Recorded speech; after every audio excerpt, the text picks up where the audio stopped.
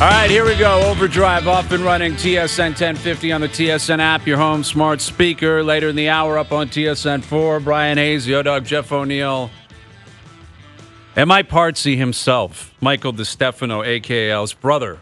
Al's brother, you look like you are primed for the NFL playoffs. I am, because we had a spectacular weekend. We did. This past weekend. That's correct. I'm a little upset that you spilled the beans on the fact that we threw that Christmas weekend. I shouldn't have done that. You know, I think know. We were trying to make them feel like they were as good as they really were, but we all know that they're a joke. Yes. This team over here, led by O-Dog. Well, Rod.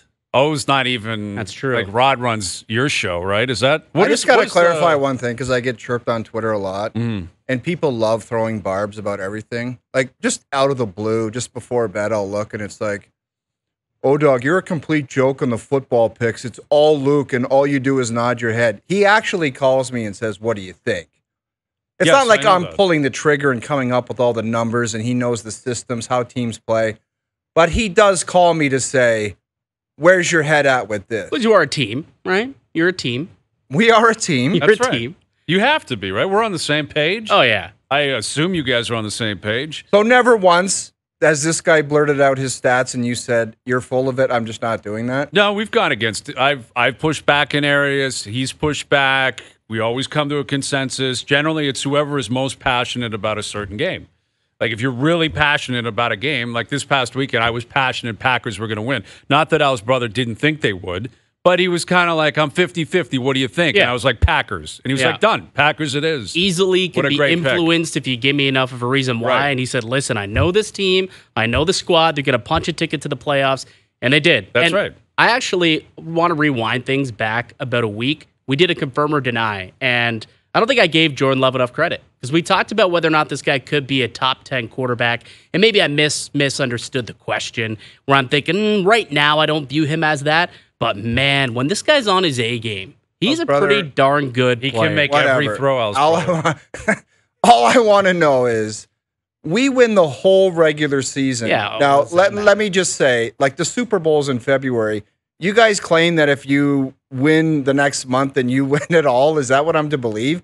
Like, there's got to be some type of advantage where you guys need to catch up and then overpass, because it's a fresh start. We do this every single year. It's the playoff. Like, we live in North America, man. Like, we're not British. We're not European. I guess it's just like a normal regular season in sports. Exactly. The regular season doesn't count for squad. You guys what did the Boston banner. Bruins get last year? What happened to them? Right. Right? They Does this ran mean into that a Vegas buzzsaw. didn't win a championship and we shouldn't consider them the best team in the NHL? Good No point, way. Alex, brother. I think you deserve to puff your chest out. You guys made a lot of great picks, and you get a banner, which is really cool. And I'm sure a lot of people are congratulating you on the streets. But we live in a continent that is all about the playoffs. Yes. Right? We talk about the Leafs every single day. They got San Jose here tonight.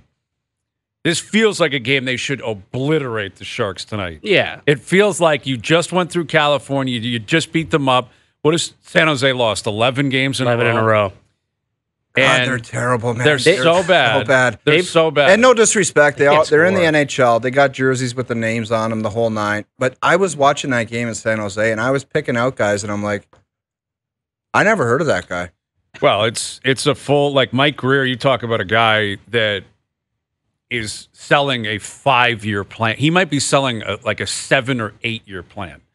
Like, there are blow-ups, and then there are we are at the bottom of the league and it's really bad type scenarios, like retooling compared to a scorched earth type of scenario. I'll tell you what, though, it brings you back to the Leafs, and not that you get a banner, but you give these Leaf guys credit for the way they turned it around in quick fashion, because you talk about a 7 or 8 year plan. They got Matthews, they got Marner, they got Nylander, they signed and they were making the playoffs. They made it immediately. You know what I mean? It looks like Chicago got Bedard, and he's out now, but it's like they're nowhere close to making the playoffs. They're not making it next year. I don't see them I don't see how they're going to put pieces together. No, even if you throw Celebrini in that lineup, they're not making it. No, I don't see it. To the credit, I guess, to Chicago, or to say this, when Matthews got drafted, they already had Willie in the system. They already had Nylander and Marner, and they already had Riley. Like, they had pieces.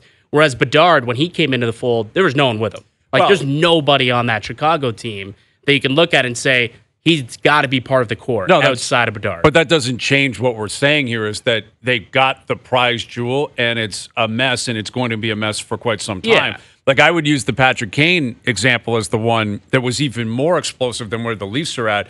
Once they I think that was 2009, they won the lottery. They end up with Kane. They already had Taves, Keith, Seabrook. Like, they were loaded. Yeah. They had Bufflin and Lat. Like, they had all these guys, and Showtime shows up, and like a year later, he's scoring a cup winner, and the rest is history. Where, again, it's not worth anything because you've got to close it in the playoffs like Patrick Kane did, like the Chicago Blackhawks did. But for the Leafs, from day one, Matthews got here, Marner, Nylander, and they've been a playoff team ever since. And that was always a part of my argument going back against what Matthews might have concerns with here or what Nylander might have concerns with here in terms of why they might want to stay or whatever. This team has been competitive every single year they've been here. Yeah. Literally every year. Like we saw with Jack Eichel in Buffalo, it got to a point where he's like, I can't do this anymore. Guess what? He made the right decision. He's got a cup ring, and Buffalo still stinks. They can't get out. Like, they can't get out from underneath this massive crater they've been under for almost a decade, if not more.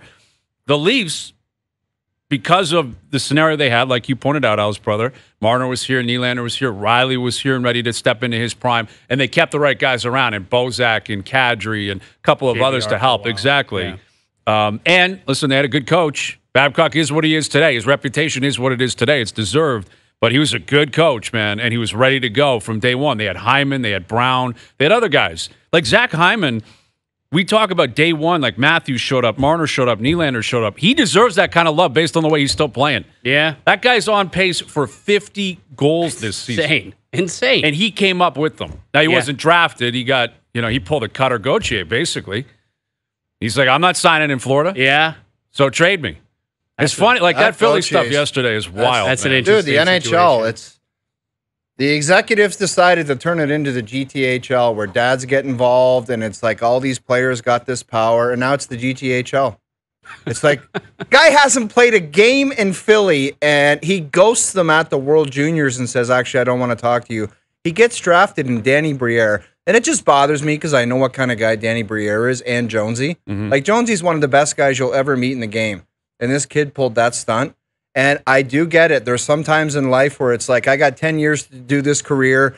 And if you want to pull the Eric Lindros and do it the way you want, but it just seems like a little bit much. The league's got to push back and say, there's got to be some kind of penalty where it's like, because it's going to be the haves and have-nots sooner than later. Kids are going to get drafted up. Everyone's going to say, no, thanks. Well, thanks. I mean, that has not been the history. There have been extreme examples of that Lindros being at the forefront. Now, Lindros told Quebec City, don't even take me. Oh, I know. That Adam Fox kid, he did it twice. He told the Carolina Hurricanes to stuff it. He told the Calgary Flames to stuff it. Exactly. Jimmy Vesey, go ask Nashville. He's like, I'm not signing with you. Yeah. I'm out of here. We mentioned Hyman, the same thing. Hyman was drafted by Florida. They're like, he's not going to sign here. We got to flip him.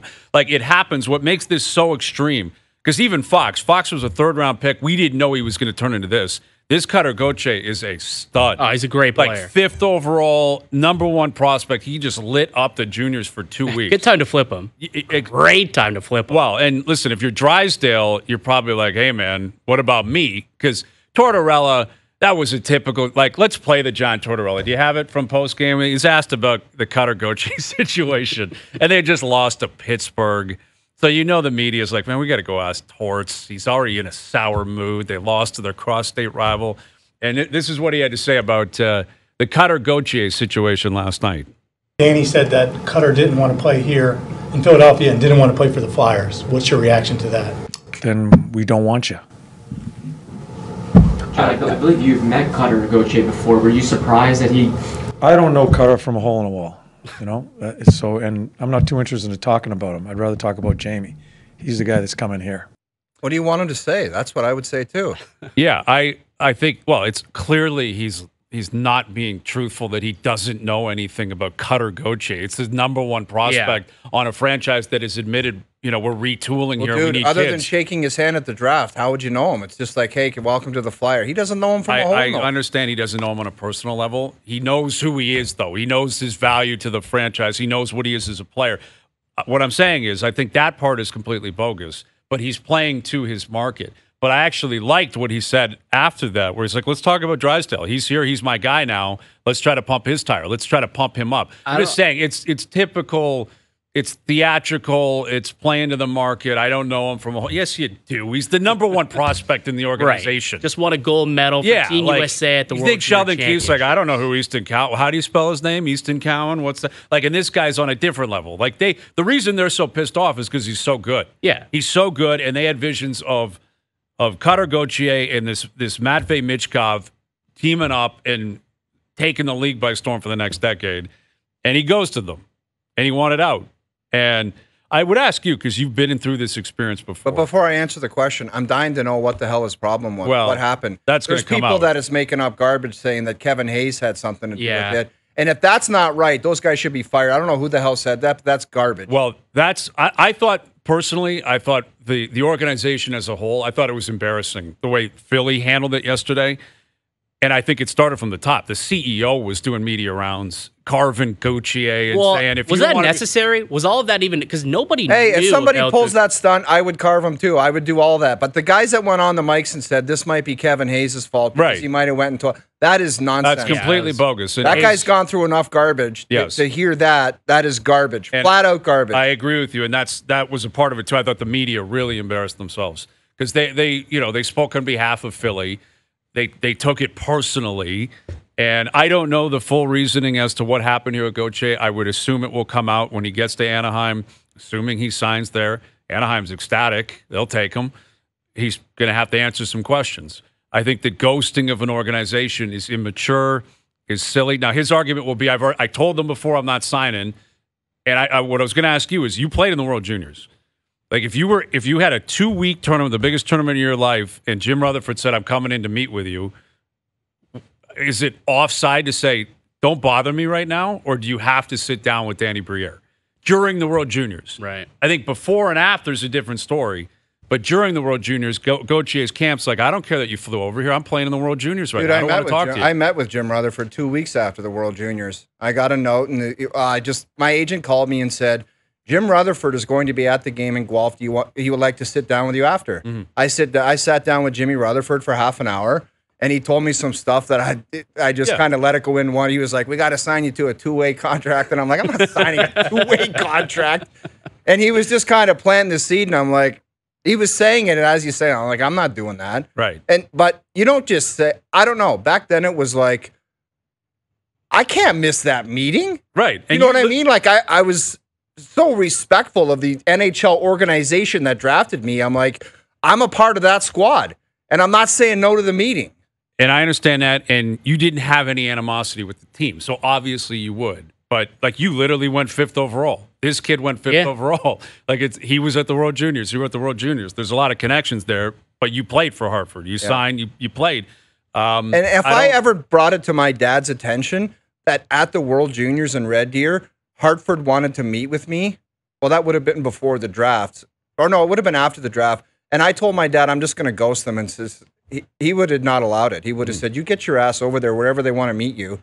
And if you want to tell them you don't want to play for the organization, then that's what you tell them. Right. And if you need me to fly in there and sit with you, I'll do it, or the agent. But you're just not ghosting them and not answering. I agree. Yeah. I think the ghosting, that it is. And okay, he's a young guy. It's still his life, his career. He's about to sign a contract. He's about to enter the NHL. It's a small world. But furthermore, he's got advisors. He's got family members. Someone should have said to him, you got to sit there and you don't have to explain maybe. Well, what he has to explain is, how did it go from sitting at the draft and getting drafted and shaking hands saying, I was built to be a Philadelphia Flyer, to a ghosting out of World Juniors and demanding to play somewhere else? That I don't know. But I also, again, I'm not letting Philly off the hook completely. I've never seen what I saw last night. I've never seen a full-out attack from the CEO to the president to the GM to the coach to the media, where it's like, this is what happened. And also, it's not 100% honest. But Brian, I disagree. It's not an attack. They were asked about a guy just stiffing them. Yes, and then you respond to it. And who would be happy about that? Well, they're not. They weren't happy. But they could have put their big boy pants on and said, because they kept saying, you don't want to be a Flyer, you won't be a Flyer. That's not true. He told you he didn't want to be a Flyer, and you kept saying, Well, how can we get you to be a Let's flyer? say, he said, we'll change. How can maybe we'll change let's the see if we mind. can change your mind. So don't give me this. We have a, if you don't want to be a flyer, you're not a flyer. He said he didn't want to be, and they wouldn't stop. And I understand why they wouldn't, because he's a great player. Yeah. They wanted to entice him. What I'm saying is, Maybe they wouldn't stop because he didn't give him an answer. It's like, do you want to tell us why you don't want to be a flyer? Maybe there's something we can do about it. And then it's just And that seems reasonable. ridiculous behavior where it's like, I'm ghosting you. Can you imagine ghosting an NHL franchise? That seems the Flyers of all organizations. It seems wild. Like, what a great place to play. Like, and that's what is kind of at the forefront here. If there was, for whatever reason, you don't want to play in Philly, you're in Anaheim now. And Anaheim has been in a bad place for a while, and it is still in a bad place. Yeah. And that's where, if you're Jamie Drysdale, this can be a make or break for your career, because he's had injury problems. He's not the most sound defensive defenseman, but now you got John Tortorella. Like, you talk about going from the beach to Broad Street, and Greg Cronin to John Tortorella. It's a different beast, man. Yeah. But Drysdale's got a real opportunity to elevate his game. might be the best thing for his career. It very well could be. And again, I understand why they had to get the message out, because they want the world to know this wasn't art. We didn't want to trade Cutter Gauthier. Like, if you're a Flyer fan, you've been watching him for 2 weeks, you've been reading about him for 2 years. This kid is a stud.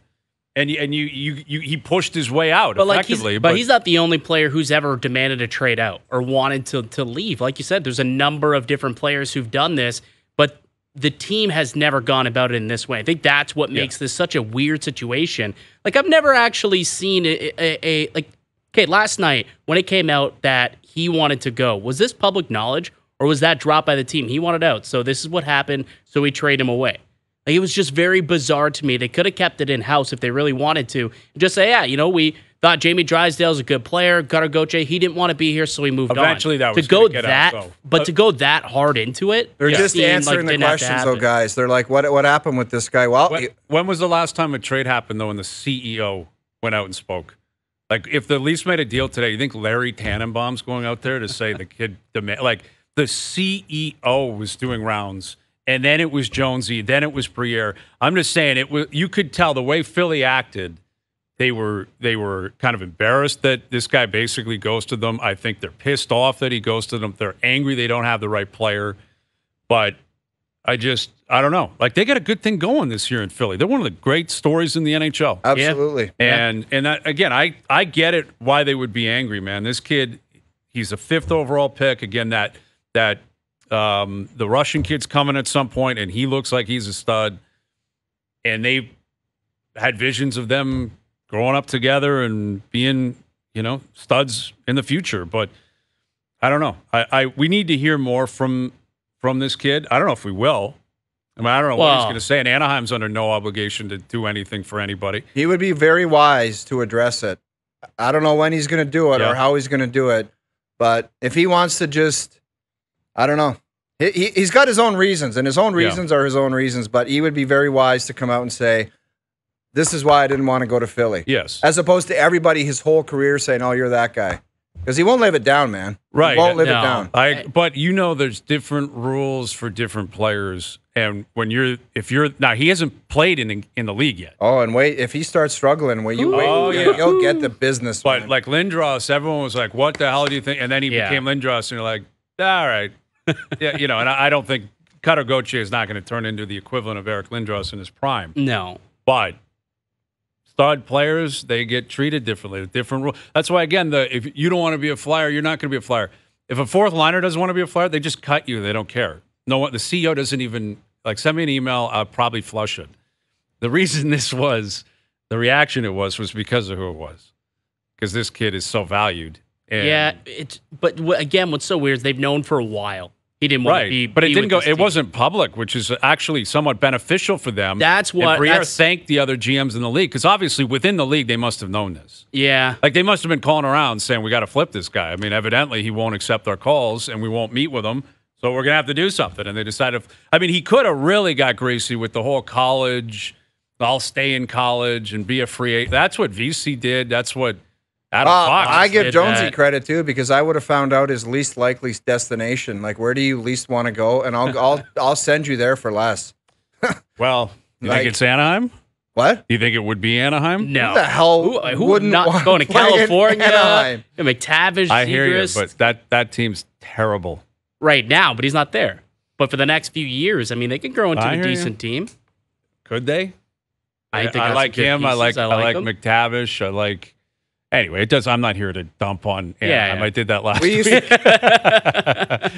used to get threats in Carolina. No one cares about what people in Anaheim feel. They got a great goalie, That's a cut. and an terrific edit. young goaltender. That's what we need. Get the Toronto Sun down to Anaheim for an exclusive with Cutter Gauthier. oh boy. That's and the what I wanna goalie as see. a side piece. Yes, and a side We piece. think your new teammate, Cutter Gauthier. But we used to get the threat in Carolina all the time. Oh, you guys are having fun, golfing, good weather. You wait. And I'm not going to say the place that they were threatening to send us, but it was always the same place. I think I know which one it is.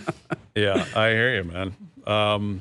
Yeah, it's a wild story. Like these stories, I love. These are wild stories, man. I don't know if You were horned up Oh, reading that man. piece, weren't you? Like, I thought it was a joke because there's certain websites like NHL News, but it's not like official or anything. Yeah. It's like Jamie Drysdale traded to Philly for Cutter Gauthier. And I'm like, well, that's fake. That's Yeah. fake news. I know. And then it was like the real tweets started coming out, and you're like, what the hell? Well, and again, the reaction, like the fact that it was immediately, obviously, Briere was going to speak. I can't believe that you're in any way shocked at the response from the Philadelphia Flyers. I thought, I'm just saying, I've never seen it from top to bottom. I can't believe the CEO was out doing the rounds. like was For that necessary? A kid that's never played for your team, right? You have a rich history. It's a great hockey market. They've had a winning history for a long time, a winning culture for a long time. You bring in Keith Jones, you bring in Danny Briere, two former great players. You got Tortorella. You're a playoff team this year.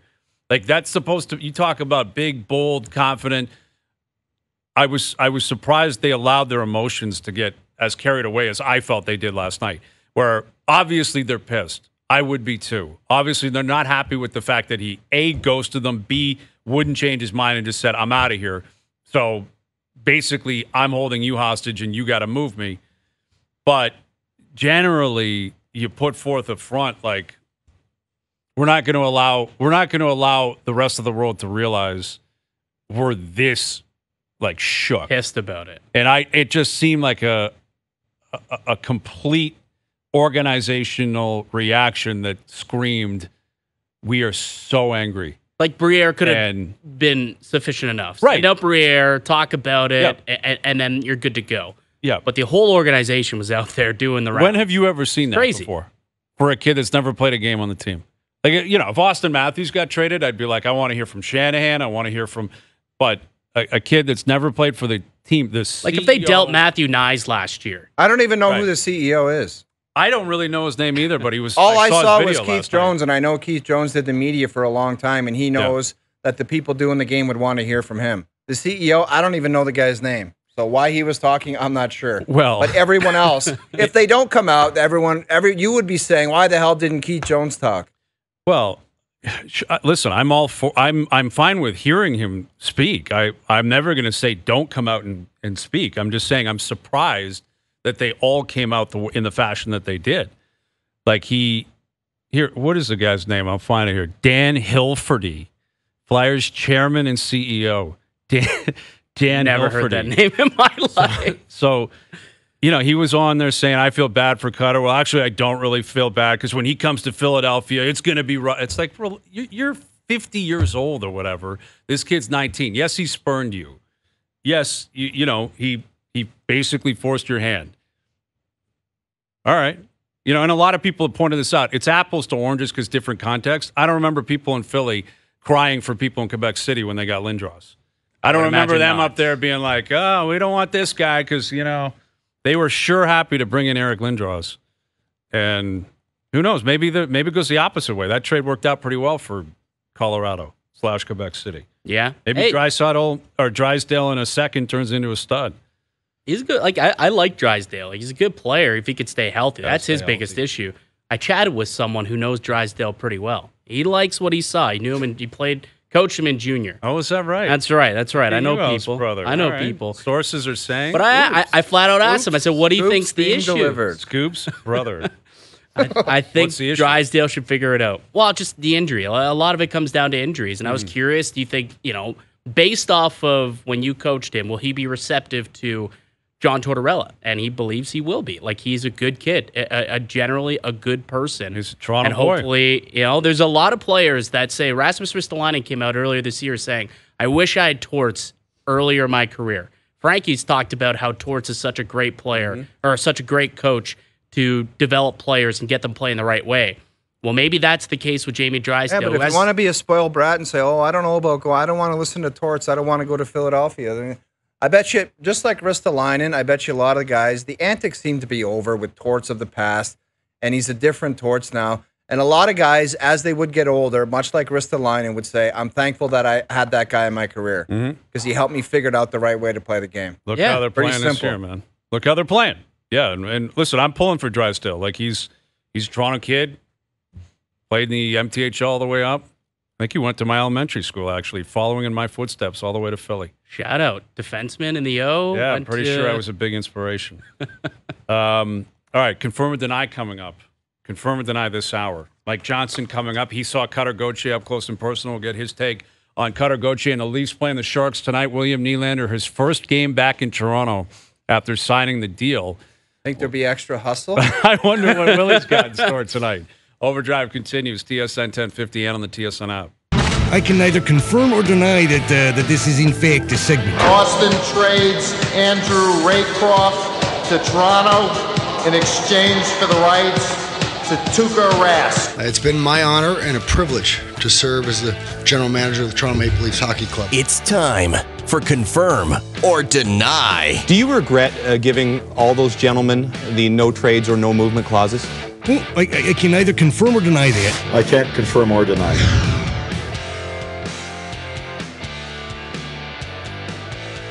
All right, confirm or deny. We know the way this works. Statements are made, and we go around the table. We either confirm them or we deny them. Very simple stuff. Al's brother, you're in here. You're generally known for being pretty good at this stuff. I like to throw a take around or two. Okay, so let's get started, all right? Confirm or deny. At least one Canadian team will make it to the Stanley Cup final this season. Ooh. God, we love this in this building, don't we? We love the Canadian team. The drought. Like, we see success and the drought gets to our head, and we love tossing.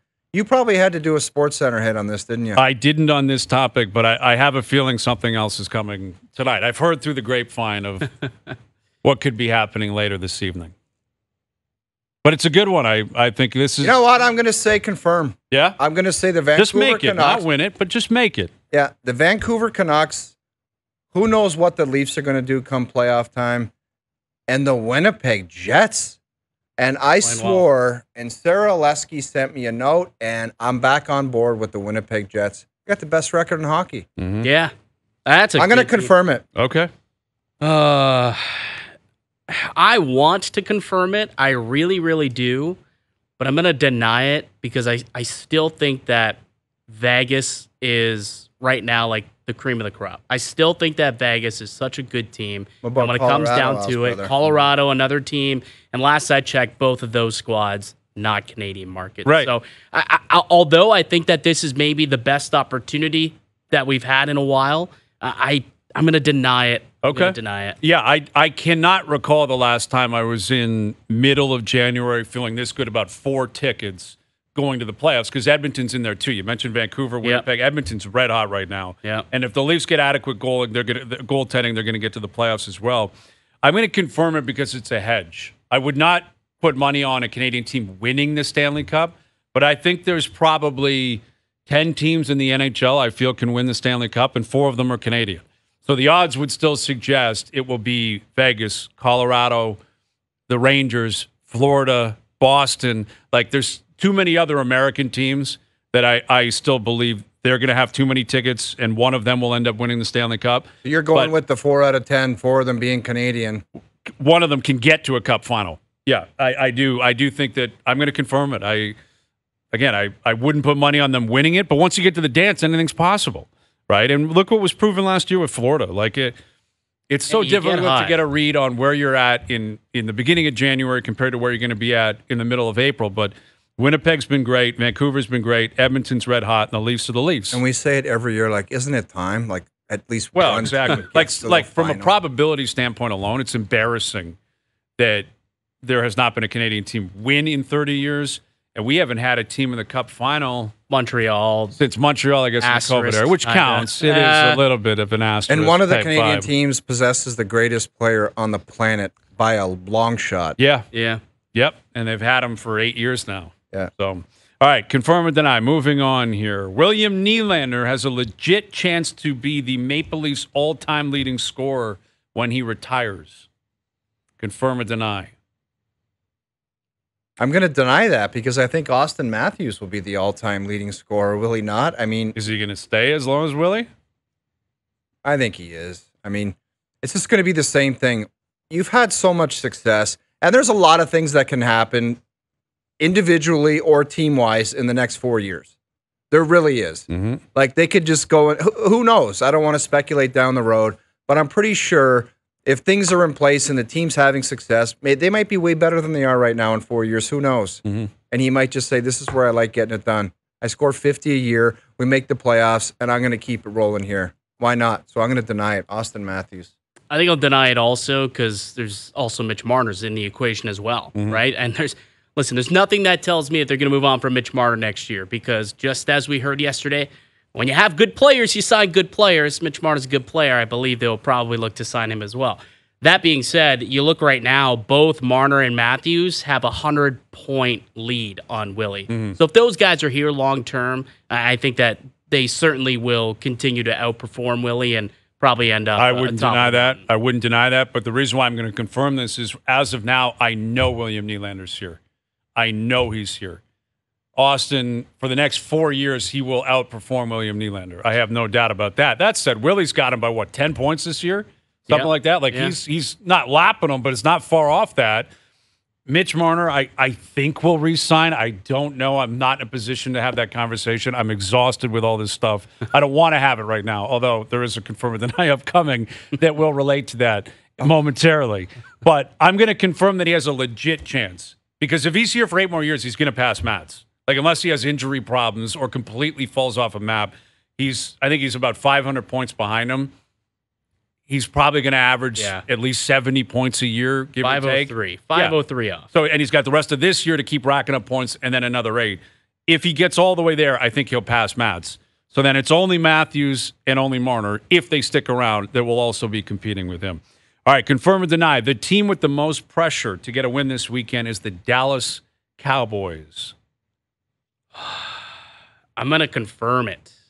I think I'm going to confirm that one because there's a lot of smoke about whether or not Mike McCarthy could keep his job if they lose. I don't know how many other coaches out there are in that situation. Dude, that's the Cowboys every year, though. The coaches, if they don't win, the coach is going to be under fire.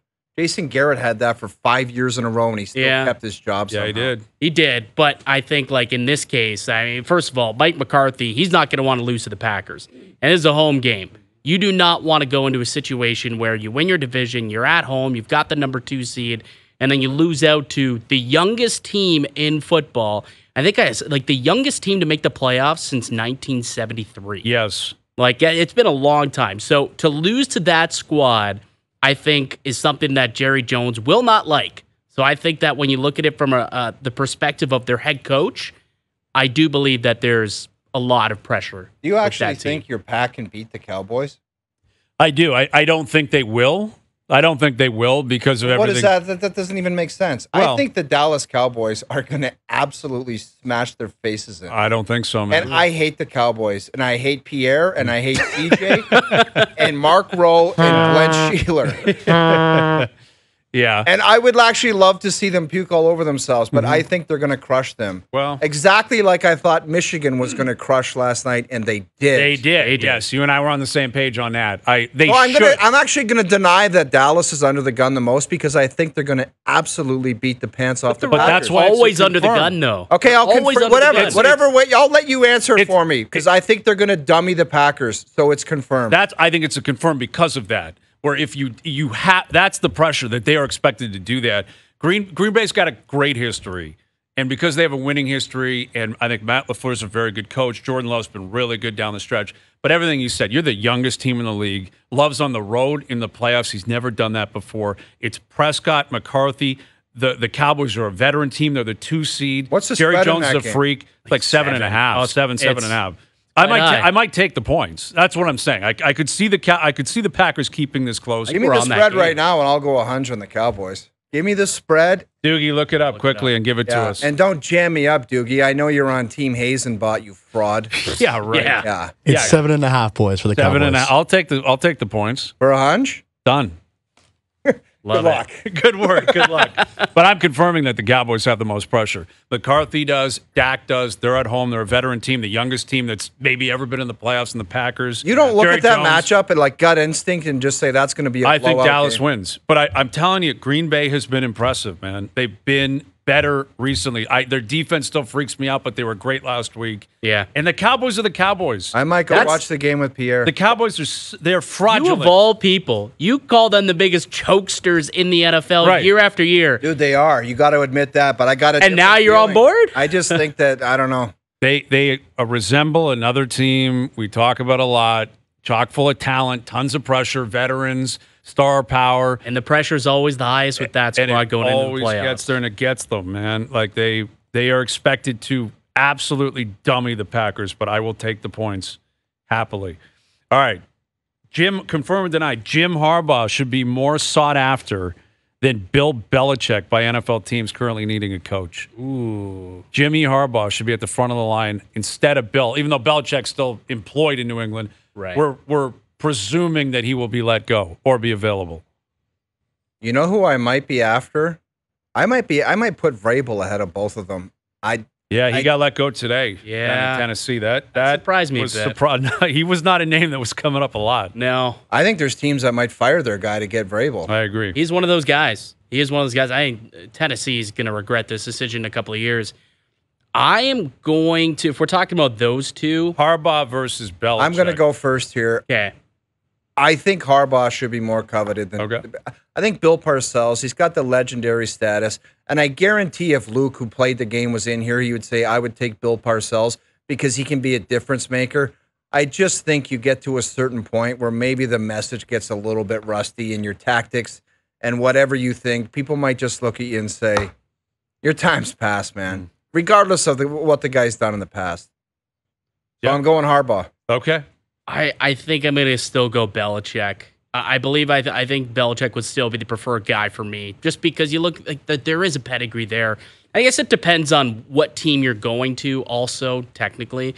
But if it's going to be to one of these reported teams who has a draft pick or a quarterback already in place, in the case of the Chargers, or a top pick like Atlanta or Washington, I think you would probably like to go with Bill Belichick and see what he could do for your franchise. Like, the guy's still a good coach. You saw this year there was zero talent on that team, and he still made games respectable. You put him on a team that has some talent like LA, I think he can make some things happen. Yeah, I'm going to confirm it, though, that Harbaugh, I think he's younger, he's more energetic. I think modern players, they have the utmost of respect for Belichick. Everything you just said is true. What I'm sure Luke would reiterate is that Belichick is still great.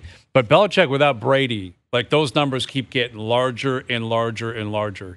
He's got a losing record without a quarterback. Now, L.A., they have you Herbert. put him with Herbert. You put him with Herbert, and they got talent down there that would be very enticing. But Harbaugh has won everywhere he's been, too. Belichick's at a different level, I get it. But when Harbaugh, the last time we saw him, he was dragging the Niners to a Super Bowl.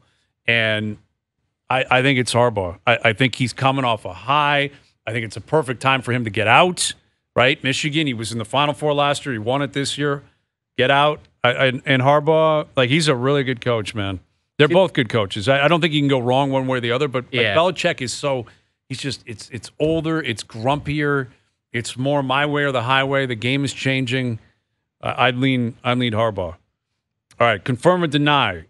Do you see that Pettersson goal last night? That was sickening. That was disgusting. That was one of the goals of the year. Oh, yeah. Like, for him to tuck that back behind the post, and that was unreal. Elias Pettersson, the Canucks Don't went kid in yourself. He's probably liking what happened yesterday, too. Oh. Confirm or deny. Elias Pettersson will sign for a cap hit higher than William Nylander. I think 100% confirmed. Yeah. He's going to look at that and say, I don't know, does he have better stats in the past?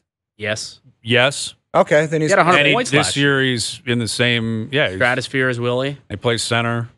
Yeah, he's their marquee guy. That's what he's going to say. Yeah. I agree. It's 100% confirmed. Well, I think what would you're be even an argument to suggest he I wouldn't? believe he's an RFA, which doesn't matter in the modern NHL anymore. You know, like it doesn't. Look what the Leafs did. The Leafs had RFAs, and they just said, I don't care. You know, that happens a lot in the NHL. Well, guess what the alternative is? You either pay the kid or he's going to say, don't bother because I'm not re-signing here, so you might as well trade me. Yeah. So what do you want to do? And they either got to pay him. Well, and we've talked about they pulled the opposite of it with Horvat. They said, you're right. He can just do the same. Either this is the number or I'm out of here. And if he's unreasonable, then that's his problem. But he's going to say, make it just a little bit more, and you might make me happy. So I'm confirming it too. I think because if you're in Vancouver, you moved off Horvat. You can't move off another center in the 20s. No. And look at the season they're having. Look at the season he's having. The guy's a stud. They cattle. love That him in line last Vancouver. night was disgusting in New York. Yeah, they were Lotto line? all over the Lotto line. I thought the Rangers were going to win last night, and Vancouver went in there and pumped them. Oh, it more was, or less. See, Niels Höglander had a beautiful goal too. He did. There's a couple of highlight reel goals. He's turned into a nice little player as well. Yeah, like that's Rick a thing. Tockett's touching all the right keys. It seems like everyone, and this is why it's amazing for what's happening here. The turnaround that team has had, it seems like everyone's firing on all cylinders. Like there's not one player on that team where you look at and they're like, they're having a regression from last year. Every single person who played that game last night wearing a Canucks sweater, I think he's having a better year than they did a year ago. Yeah. Like the turnaround is insane. Everything has worked out perfectly for them. And they got that Lekaramaki kid who got MVP at the World Juniors waiting in the wings. Mm-hmm. I am curious, like, what happens when they hit a rut. Like, I'm waiting for it. It hasn't happened really at any point this year. But, like, when you run into, like, real injuries to, like, Pettersson's out, if Quinn Hughes is out, if Demko goes down. But it hasn't happened. They've been healthy. They've been consistent. They just keep racking up points, man. Last night, like, that's an impressive win. You go into New York and beat up on the Rangers. That is impressive. Put up a 6 spot against the Devils, against the Rangers after dropping the first game of the road trip in St. Louis. Pretty good. That was Shesterkin. Like, good goalie. Pretty good stuff. All right, we've got some confirm or deny after dark. Okay, we'll move it to a little bit. Well, we could come back with a couple more. I got a Tiger Woods in there. All right, I got a Woods in there. We got a Tiger in there. We got a Leaf one in there. Tiger wearing Skechers in? Yes, something along those lines. We'll get into it. Like, it is a wild scene, man. The Tiger Woods is no longer affiliated with Nike. Like, it is crazy. 27 years. Someone's going to have an inside leak on what he's coming out with. He's buddies with Justin Thomas. You know, Justin Thomas is probably saying, wear this stuff. Yeah, but does JT even have an apparel? I think he might own a Grayson or something like that. Is there some apparel line that JT might have ownership in? I don't know. We'll see. All right, we'll come back with a couple of more. MJ coming up in about 20 minutes. Leafs Sharks tonight. OverDrive continues. TSN 1050 and on TSN 4. All right, Mike Johnson in about 15 minutes. OverDrive continues, brought to you by FanDuel, bringing you everything from the opening line of the final score. Confirm it, deny, continuing. One more here. Alice, brother, I know you're a big golfer. Confirm or deny, assuming they keep producing golf apparel, Nike losing Tiger Woods will be absolutely crushing. Confirm or deny? 100% confirm. Do you know how many guys went and bought red Nike golf shirts to wear on Sunday and every other day of the week? A lot. Yeah. A lot. But are they going to stop buying them? That's like, it's still pretty. So, like, I'm gonna deny it because, like, it's still very iconic. Like Tiger on Sunday in red, right? You look at the pictures from him winning the Masters, and it's just an iconic look. I don't think so. I don't think they're not going to continue to go buy it. They're going to see what else he's got on. They're going to see what's his new shirt, and they want to go get that. Mm-hmm. How long is he going to be there?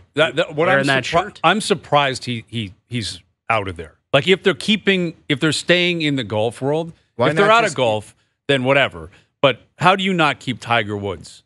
Like, it's Michael Jordan, then Tiger. Yeah. You know, like, I think did they let Federer go? I think they did after he retired. Yeah. But I'm keeping him too. I would keep him too. Just anything Nike tennis with that RF logo on it. People love it. Massive. Absolutely. And we'll see what happens with Nadal now, right? Like, he's next, and he's out of the Australian Open.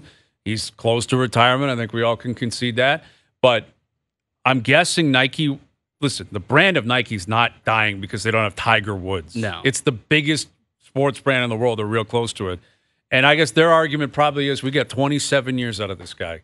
We got everything we possibly could because no one bought. They don't make balls anymore. They don't make clubs.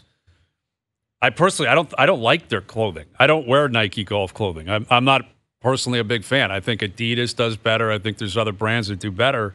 But the one thing that would drag me there is Tiger. Like he is synonymous with that company when it comes to golf. But I think it's such a massive one that clearly they're willing to move on without him. I think if they're staying in golf, like you mentioned, it's incredibly stupid to get him out. Like, yeah. I don't know what the deal is with that, but. Well, you'd think, again, it'd be like the Jordan brand, where it's the Tiger brand, where you're working with Scheffler and Koepka, and I think they just signed Nelly Korda, did they not? Like, I think Scotty Scheffler wears Tiger Woods golf shoes. Yeah. Yeah, like exactly. The TW logo golf shoes. Those things still, I believe, fly off the shelves. Like, I don't know about the other stuff.